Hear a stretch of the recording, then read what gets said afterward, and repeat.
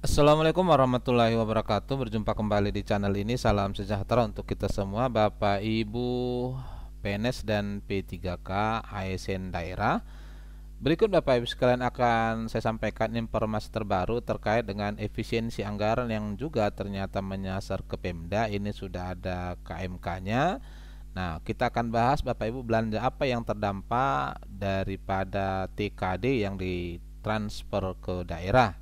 Namun sebelumnya kepada Bapak dan Ibu yang baru bergabung di channel ini atau yang belum mendukung channel ini, mohon bantuannya Bapak Ibu sekalian untuk mendukung channel ini dengan cara subscribe dan aktifkan loncengnya untuk mendapatkan informasi-informasi terbaru dari channel Profesi Guru.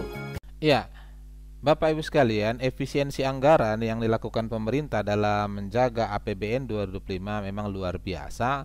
Bahkan salah satunya Bapak Ibu sekalian ya, untuk hemat anggaran, Bu Sri Mulyani hingga batalkan program beasiswa Kemenkeu 2025. Ini salah satu tujuannya adalah untuk efisiensi anggaran. Kita lihat Bapak Ibu dulu.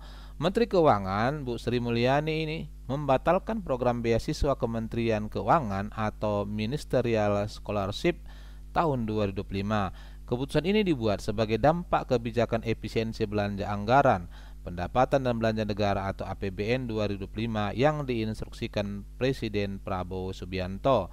Pembatalan program Ministerial Scholarship Kemenkeu 2025 diumumkan melalui pengumuman nomor Peng garis hubung 14 PP 2025 yang ditandatangani Kepala Pusat Pendidikan dan Pelatihan Kepemimpinan dan Manajerial Pak Wahyu Kusuma Romadani. Kebijakan ini ditetapkan pada 31 Januari 2025. Nah, inilah imbas dari instruksi Presiden nomor 1 tahun 2025.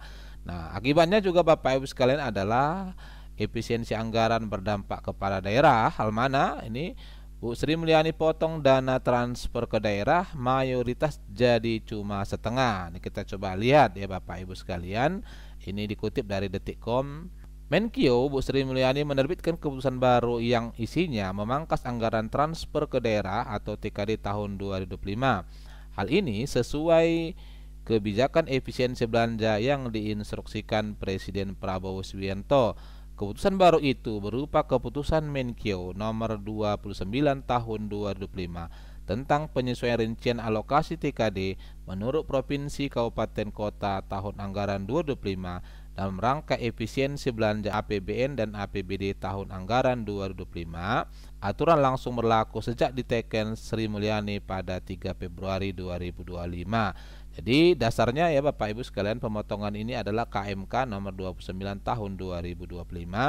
Nah, ini yang akan kita lihat Bapak Ibu sekalian, bagian-bagian apa saja yang terdampak pada transfer kas ke daerah yang merupakan APBD ya Bapak Ibu. Ya, ini Bapak Ibu sekalian adalah Keputusan Menteri Keuangan Republik Indonesia nomor 29 tahun 2025 tentang penyesuaian rincian alokasi transfer ke daerah menurut provinsi kabupaten kota tahun anggaran 2025 dalam rangka efisiensi belanja dalam pelaksanaan anggaran pendapatan dan belanja negara dan anggaran pendapatan dan belanja daerah tahun anggaran 2025.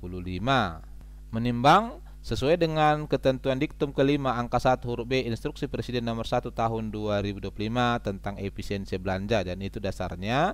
Kemudian mengingat ini undang-undangnya memutuskan Bapak Ibu sekalian, keputusan Menkeu tentang penyesuaian rincian alokasi transfer ke daerah menurut provinsi kabupaten kota tahun anggaran 2025 dalam rangka efisiensi belanja dalam pelaksanaan anggaran pendapatan dan belanja negara dan anggaran pendapatan dan belanja daerah tahun anggaran 2025. Oke, diktum ke-1 menetapkan penyesuaian rincian alokasi transfer ke daerah tahun anggaran 2025 yang terdiri atas kurang bayar dana bagi hasil, dana alokasi umum. Ada dana alokasi umum Bapak Ibu sekalian, biasanya gaji PNS P3K masuk di sini ya. Dana alokasi khusus fisik, ini fisik Bapak Ibu sekalian, berarti non fisik ya, untuk sertifikasi kita aman. Hanya saja gaji kita biasanya masuk di alokasi umum ya. Nanti kita dalami dulu. Dana otonomi khusus, dana keistimewaan daerah istimewa Yogyakarta, dan dana desa. Oke, khusus gaji sih sebenarnya di informasi semalam sudah saya bagikan ya, tidak ada penghematan kalau gaji ya, tidak bisa dihemat ya, itu sudah kewajiban negara. Nah, tapi kita coba lihat dulu pagu alokasi kurang bayar ini sebagaimana dimaksud dalam diktum ke-1 huruf A sebesar 27 triliun. Cukup banyak ya. Oke. Tadi dari ini rinciannya.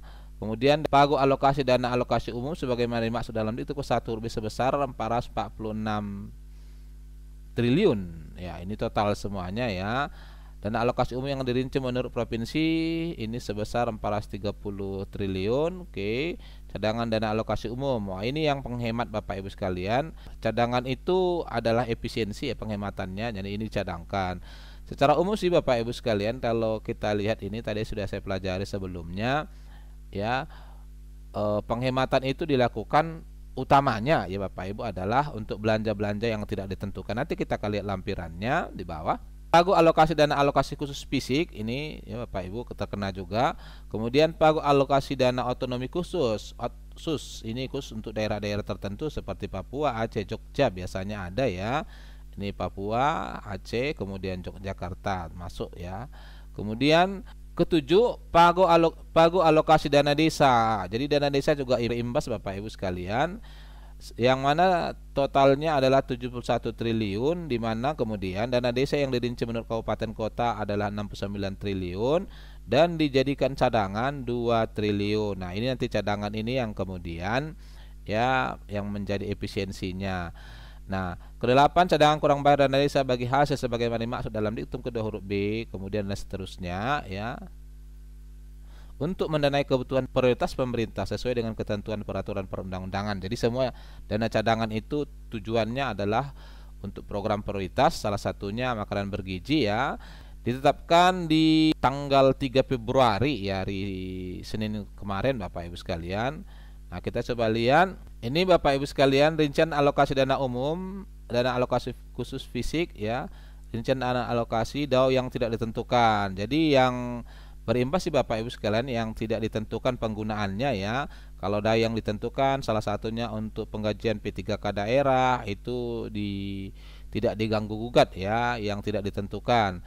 Ya begitu juga Bapak Ibu sekalian, ini untuk semua daerah ditampilkan Bapak Ibu. Untuk bidang pendidikan ini ditentukan ya, dana alokasi yang penggunaannya ditentukan, tidak diganggu gugat. Kemudian dukungan bidang kesehatan juga ini tidak diganggu gugat yang ada penggunaannya Bapak Ibu. Tetapi kalau yang tidak ditentukan penggunaannya di sini ini yang ditentukan penggunaannya tidak boleh diganggu. Begitu juga nanti untuk daerah-daerah yang lain ya Bapak Ibu sekalian, ini khusus DAO.